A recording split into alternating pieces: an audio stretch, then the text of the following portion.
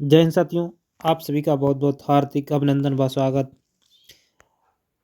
जो शनिवार को बैठक हुई थी लोक सेवा आयोग की, उसमें देखिए क्या क्या बातें हुई, वो सारी चर्चाएं हम आपको इस चैनल के माध्यम से दिखाना जा रहे हैं। तो गुड न्यूज़ है कि महाकुंभ के बाद शुरू होगी नई शिक्षक भर्ती। नए आयोग ने विभागों से मांगा ब्यौरा।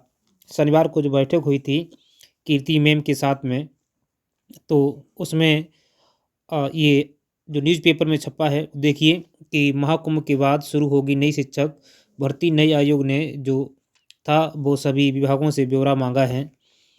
आयोग की अध्यक्ष प्रोफेसर कीर्ति पांडे ने निदेशकों के साथ बैठक कर प्राइमरी, माध्यमिक और उच्च शिक्षा में मार्च 2025 तक रिक्त होने जा रहे पदों का ब्यौरा मांग लिया है। अध्याचन 1 सप्ताह के भीतर उपलब्ध कराने को कहा गया है। इस दौरान भर्ती में आ रही बाधाओं को दूर करने पर भी मंथन किया गया। जो भी प्रकार की जो बाधाएं आ रही हैं, उन सभी बिंदुओं पर चर्चा की गई है। तो 1 सप्ताह के अंदर जितने भी रिक्त पद हैं, और देखिए मार्च 2025 तक जितने रिक्त पद हो जाएंगे, वो सभी डाटा उपलब्ध कराने के लिए कहा गया है। आगे उत्तर प्रदेश शिक्षा सेवा चयन आयोग महाकुंभ के बाद नई शिक्षक भर्ती शुरू करने की तैयारी में है। शनिवार को आयोग की अध्यक्ष प्रोफेसर कीर्ति पांडे ने निदेशकों के साथ बैठक कर प्राइमरी, माध्यमिक और उच्च शिक्षा में मार्च 2025 तक रिक्त होने जा रहे पदों का ब्यौरा लिया है। बैठक में अध्याचन 1 सप्ताह के भीतर उपलब्ध कराने को कहा गया। इस दौरान ऑनलाइन अध्याचन भेजने के साथ अर्हता व सेवा नियमावली के कारण भर्ती में आ रही बाधा को दूर करने पर भी मंथन किया गया। वहीं निदेशकों व उनके प्रतिनिधियों ने कहा कि आयोग के पोर्टल में संशोधन की ज़रूरत है। इसके बाद ही अध्याचन भेज पाना संभव होगा। जो निदेशक आए थे, उन्होंने कहा कि जो आयोग का पोर्टल है उसमें संशोधन करने की आवश्यकता है, उसमें संशोधन कर दिया जाए और उसके बाद ही अध्याचन भेज पाना संभव होगा।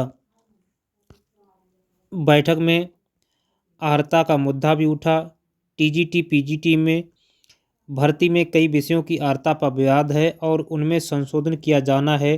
तय किया गया कि अर्हता को लेकर किसी भी तरह का विवाद तत्काल दूर कर लिया जाए ताकि भर्ती समय से शुरू कराई जा सके। कहा गया है कि सेवा नियमावली को शीघ्र मंजूरी व अर्हता स्पष्ट किए जाने को लेकर आयोग भी शासन को पत्र भेजेगा। बैठक में उच्च शिक्षक निदेशक डॉक्टर अमित भारद्वाज, सहायक उच्च शिक्षा निदेशक डॉक्टर बीएल शर्मा, आयोग के सचिव शिवजी मालवीय, अपर निदेशक बेसिक कामताराम पाल समेत संयुक्त निदेशक माध्यमिक व अन्य संबंधित विभागों के प्रतिनिधि मौजूद रहे। तो लगभग में जितने शिक्षा विभाग के जो भी निदेशक थे वो सभी उपलब्ध रहे। एक चीज़ यहाँ पर आप भी सीख लीजिए, जिस प्रकार से लोक सेवा आयोग में ये मुद्दा चलता रहा अर्हता को लेकर, अब वैसा ही इस आयोग में भी ये मुद्दा हमें लगता है बनेगा अर्हता लेकर के। अभी तक जो हमारे एलटी में जो भर्ती होने को थी वो आयुक्ता के लेकर ही इतने सालों तक अटकी, और अभी भी वो अटकी अर्हता से लेकर के। अब वो टीजीटी पीजीटी में भी अर्हता से संबंधित विवादों को उलझने वाला है। इस को सुलझाने के लिए कहा तो गया, जब ये शासन को पत्र भेजा, ये शासन पता नहीं कब वापस करता है। शासन में कौन अधिकारी बैठते हैं, काम करना होगा इन निदेशकों को ही, ये लोक सेवा आयोग को ही। लेकिन ये शासन जब तक इस पर साइन नहीं करेगा तब तक कुछ नहीं होगा, और शासन की मंशा नहीं भर्ती देने की। आगे देखिए, नए विभागों में भी शिक्षक भर्ती की तैयारी। जो भी नए विभाग हैं उनमें भी शिक्षक भर्ती की तैयारी हो। शिक्षा सेवा चयन आयोग कुछ नए विभागों में भी शिक्षक भर्ती करने जा रहा है, जिसमें अटल आवासीय विद्यालय, व्यावसायिक विद्यालय व अल्पसंख्यक महाविद्यालय शामिल हैं।